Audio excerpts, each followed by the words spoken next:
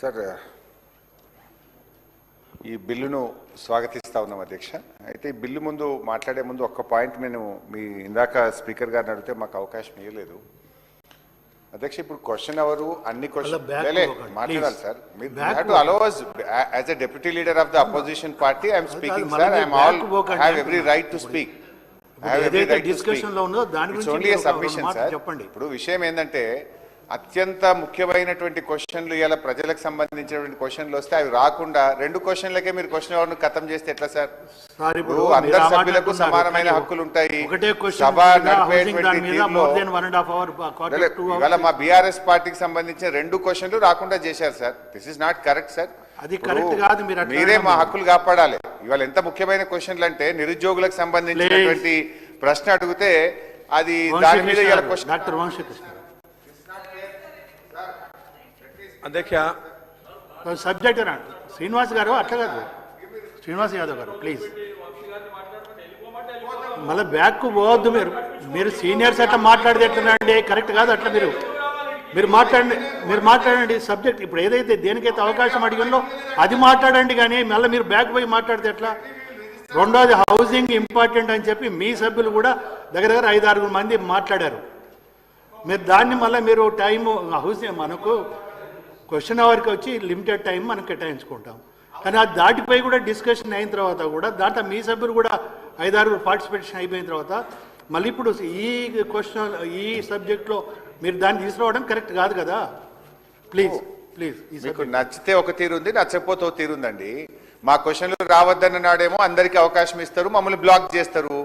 లేదు మీకు నచ్చలేదనుకోండి, 9 నిమిషాలకే మా ఇంపార్టెంట్ క్వశ్చన్ 9 నిమిషాలకే క్లోజ్ అంటున్నారు. This is not the way of running the house sir. We are registering our protest. తర్వాత సార్ ఈ బిల్లుకు సంబంధించి గౌరవ మంత్రి గారు ప్రవేశపెట్టినటువంటి బిల్లును స్వాగతిస్తా ఉన్నాం అధ్యక్ష. దీనివల్ల మరింత మెరుగ్గా శాఖల మధ్య సమన్వయం సాధిస్తూ బెటర్ పర్ఫార్మెన్స్కు తప్పకుండా ఇది ఉపయోగపడుతుందని చెప్పి మేము ఆశిస్తూ ఉన్నాము. అయితే అధ్యక్ష ఈరోజు నేను మంత్రి గారిని ఈ సందర్భంగా ఒక 3-4 విషయాలు అడగాలనుకుంటున్నాను అధ్యక్ష. ఎట్లయితే ఇప్పుడు మంత్రి గారు ఎయిమ్స్ అండ్ ఆబ్జెక్టివ్స్ చెప్పేటప్పుడు 010 కింద వీళ్ళకి తొందరగా జీతాలు ఇవ్వచ్చు, ఫాస్ట్గా ఇస్తాము, బెటర్ అడ్మినిస్ట్రేషన్ ఉంటుందని అన్నారు. అట్లా మరి ఆశా వర్కర్లు కూడా ఉన్నారు, వాళ్ళను కూడా దీని కిందికి తేగలుగుతామా?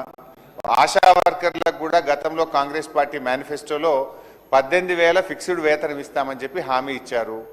గత వారం రోజుల నుంచి వాళ్ళ కలెక్టరేట్ల ముందు ధర్నాలు చేస్తూ ఉన్నారు.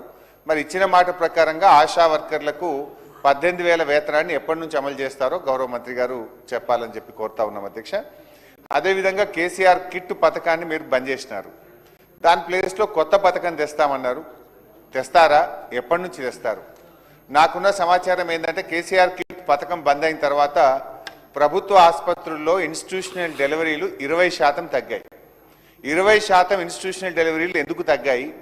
దాన్ని తిరిగి పెంచడానికి ప్రభుత్వం ఏ చర్యలు తీసుకుంటా ఉంది?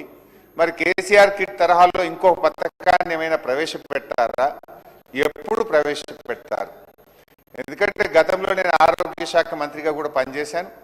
కేసీఆర్ కిట్టు, నియోనాటల్ అంబులెన్స్లు మన ప్రభుత్వం ఎంసీహెచ్ ఆసుపత్రులు పెద్ద ఎత్తున తెరవడము, తద్వారా ఏమైందంటే భారతదేశంలోనే mother mortality rate, infant mortality రేటును మనము తగ్గించి దేశంలో 3వ స్థానంలోకి ఆ రోజు మనం చేరుకున్నాం. మరి ఈరోజు ఏ స్థానంలో ఉన్నాము? మరి దానికి ప్రభుత్వం ఏ రకమైన చర్యలు తీసుకుంటుందో కూడా మంత్రి గారు చెప్పాలని చెప్పి నేను కోరుతా ఉన్నా అధ్యక్ష.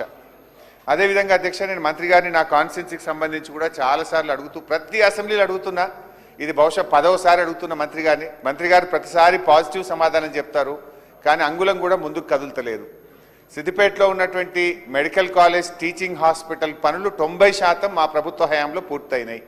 ఆ బ్యాలెన్స్ 10% వర్క్స్ గత 2.5 సంవత్సరాలుగా పదే నేను మంత్రి గారి దృష్టికి తెస్తున్నప్పటికీ కూడా అవి పూర్తి కావడం లేదు. దయచేసి ఆ 10% పనులు పూర్తి చేసి ఆసుపత్రిని ప్రజలకు వినియోగంలోకి తేవాలని చెప్పి కోరుతా ఉన్నాం. అదేవిధంగా నర్సింగ్ కాలేజ్ బిల్డింగ్ కూడా 90-80% పూర్తయింది అధ్యక్ష.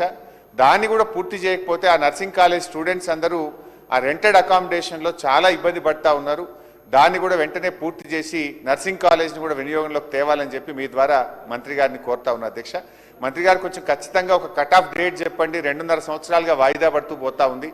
అదేవిధంగా రాష్ట్ర వ్యాప్తంగా ఇటు medical students, PG students, nursing college students stipends కూడా పెద్ద ఎత్తున పెండింగ్లో ఉన్నాయి. ఆ స్టైఫండ్స్ కూడా తొందరగా రిలీజ్ చేయాలని చెప్పి మీ ద్వారా మంత్రి గారిని కోరుతూ ఈ బిల్లును స్వాగతిస్తున్నాం. Thank you. వంశీకృష్ణ గారు, జస్ట్ 2 minutes. అధ్యక్ష, ఈ తెలంగాణ వైద్య విధాన పరిషత్ ఏదైతే బిల్ 1986లో మొదలైందో, మరి ఈ బిల్లును ఈ తెలంగాణ వైద్య విధాన పరిషత్తును director of secondary health care కింద తీసుకురావడం చాలా సంతోషం. మరి ఇది తీసుకొస్తున్నందుకు గౌరవ మంత్రి గారికి నేను కృతజ్ఞతలు తెలియజేస్తూ అందరం కూడా స్వాగతిస్తా ఉన్నాం అధ్యక్ష. ముఖ్యంగా నాకన్నా ముందు మాట్లాడిన డాక్టర్స్ ఉన్నారు అధ్యక్ష. డాక్టర్ సంజయ్ కుమార్ గారు, డాక్టర్ కవంపల్లి సత్యనారాయణ గారు, డాక్టర్ సంజీవరెడ్డి గారు, అదేవిధంగా డాక్టర్ పాల్వాయి హరిచర్ గారు, నాతో పాటుగా ఈ అసెంబ్లీలో 15 మంది డాక్టర్లు ఉన్నాం అధ్యక్ష. మరి ఇది ఎప్పటి నుంచో మేము కోరుకున్న విధంగానే ఈ బిల్లును ప్రవేశపెట్టడం చాలా సంతోషకరం. మరి ఈ సందర్భంగా వాటి విషయాలు వెళ్లకుండా ముఖ్యంగా నా కాన్స్టిట్యున్సీకి సంబంధించిన విషయాలు ఏమిటంటే అధ్యక్ష, Hyderabad to Srisailam national highway ఉంది అధ్యక్ష. మరి వారం వల్ల 2-3 యాక్సిడెంట్లు అవుతున్నాయి కాబట్టి గౌరవ మంత్రి గారికి నా విజ్ఞప్తి ఏమిటంటే ఈ ట్రామా కేర్ సెంటర్ను ఒకటి ప్రొవైడ్ చేయాలని నేను విజ్ఞప్తి చేస్తా ఉన్నాను అధ్యక్ష. ఏంటి హైదరాబాద్ టు శ్రీశైలం హైవే పైన ఏదర్ మన్ననూర్ ఆర్ అచ్చంపేట్. అట్లాగే అచ్చంపేట ఏరియా హాస్పిటల్ అధ్యక్ష, గతంలో హరీశ్రావు గారు హెల్త్ మినిస్టర్గా ఉన్నప్పుడే అచ్చంపేటలో ఏరియా హాస్పిటల్ ఆధారాబాధారుగా ఓపెన్ చేసిన అధ్యక్ష. బిల్డింగ్ మాత్రమే ఉంది కానీ దాంట్లో ఏమీ లేవు అధ్యక్ష, ఇన్ఫ్రాస్ట్రక్చర్ లేదు. ముఖ్యంగా అక్కడ సిటీ స్కాన్ కావాలండి ఒకటి, రెండవది ఐసీయూ ఇంటెన్సివ్ కేర్ యూనిట్ కావాలని నేను గౌరవ మంత్రి గారిని అడుగుతా ఉన్నాను. అట్లాగే అమ్రాబాద్ మండల హెడ్ క్వార్టర్ అధ్యక్ష, నేను అక్కడే పుట్టి పెరిగాను.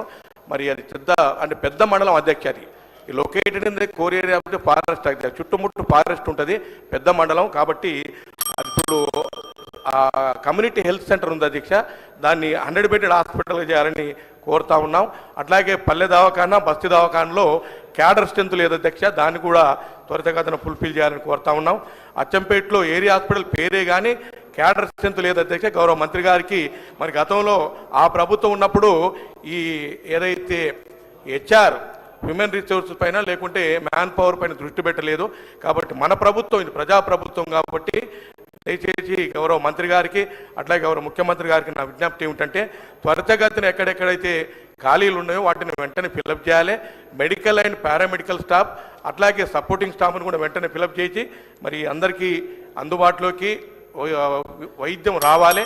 కాబట్టి వైద్యో నారాయణో హరి అన్నారు, prevention is better than cure అన్నారు. కాబట్టి ఈ ప్రివెంటివ్ మెథడ్స్ కూడా మరి ఎక్కడెక్కడ అవసరం ఉందో వాటికి ప్రివెంటివ్ మెథడ్స్ కూడా తీసుకోవాలని గౌరవ మంత్రి గారిని కోరుతూ మరి అవకాశం ఇచ్చినందుకు ధన్యవాదాలు తెలియజేస్తూ సెలవు తీసుకున్నాను అధ్యక్ష. Thank you.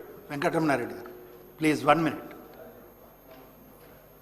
ఈరోజు టీవీవీపీని మార్చడం నిజంగా అది చాలా రోజులుగా డాక్టర్లు కోరుకుంటున్నటువంటి పని. వారు ఈ సౌకర్యం కలిస్తే వారికి 010లో జీతాలు సరైన టైంకి వస్తుంది, వైద్య సదుపాయంలో సర్వీస్లో కొంచెం జాగ్రత్తగా ఇంకా సర్వీస్ చేయగలిగే ఆలోచన కూడా వస్తుంది. ఆర్థికంగా ఇబ్బందులు ఉండవు అనేది డాక్టర్ల కోరిక. చేయడం అనేది ప్రభుత్వం తీసుకున్న నిర్ణయానికి నేను కూడా సంతోషిస్తూ అభినందిస్తున్నాను. అలాగే ఆరోగ్యశ్రీకి 5 నుంచి 10 లక్షల రూపాయలు మనం పెంచడం అనేది అది ముఖ్యమంత్రి గారు రేవంత్ రెడ్డి గారు పెంచడం అనేది అది శుభ సూచకమే. కానీ కార్పొరేట్ లెవెల్లో కార్పొరేట్ హాస్పిటళ్లకు ఇచ్చే బదులు ఆ 10 లక్షల రూపాయలది గవర్నమెంట్ హాస్పిటల్లో కూడా చేయొచ్చు అని చెప్పినప్పుడు అక్కడ సౌకర్యాల కొదువు ఉంది, డాక్టర్ల కొదువు ఉంది, అక్కడ ఎక్విప్మెంట్ కొదువు ఉంది. కాబట్టి ఆరోగ్యశ్రీలో మనం కార్పొరేట్ హాస్పిటల్కి ఏవైతే డబ్బులు ఇస్తున్నామో ఆ డబ్బుల్ని గవర్నమెంట్ హాస్పిటల్ అభివృద్ధి కోసమే ప్రయత్నం చేయడం బాగుంటుంది అనేది రెండోది.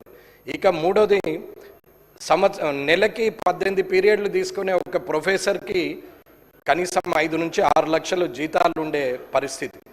కానీ 24 గంటలు రాత్రి యాక్సిడెంట్ అయినా లేకుంటే డెలివరీ కేసు వచ్చినా లేక హార్ట్ స్ట్రోక్ వచ్చినా 24 గంటలు డాక్టర్లు పనిచేసి ఎమర్జెన్సీ సర్వీసులో ఉన్న డాక్టర్లకి, కాంట్రాక్టర్ డాక్టర్లకేమో 6 లక్షల రూపాయలు, అదే మిగతా వాళ్ళకి ఒక 2 లక్షలు ఉంటుంది. కానీ అసలు కనీసం 1 లక్ష రూపాయల జీతం ఉంటుంది కానీ ఆ పైన ఉండట్లేదు. కాబట్టి యూజీసీ స్కేళ్ళు డైరెక్టర్ ఆఫ్ హెల్త్ ఎడ్యుకేషన్కి ఎట్లయితే ఇస్తున్నారో అట్లాగే ఇక్కడ కూడా ఏరియా హాస్పిటల్లో కానీ జీజీహెచ్ హాస్పిటల్లో కానీ ఉండే డాక్టర్లకు కూడా యూజీసీ స్కేల్ ఇవ్వడం వల్ల డాక్టర్లు పూర్తి స్థాయిలో అక్కడే పనిచేస్తారనేది నా నమ్మకం. ఇది జిల్లా పరిషత్ చైర్మన్గా ఉన్నప్పుడు దివంగత నేత రాజశేఖర రెడ్డి గారు ఉన్నప్పుడు ఒక తీర్మానం చేసి కూడా ముఖ్యమంత్రి గారికి అప్పుడు పంపడం జరిగింది.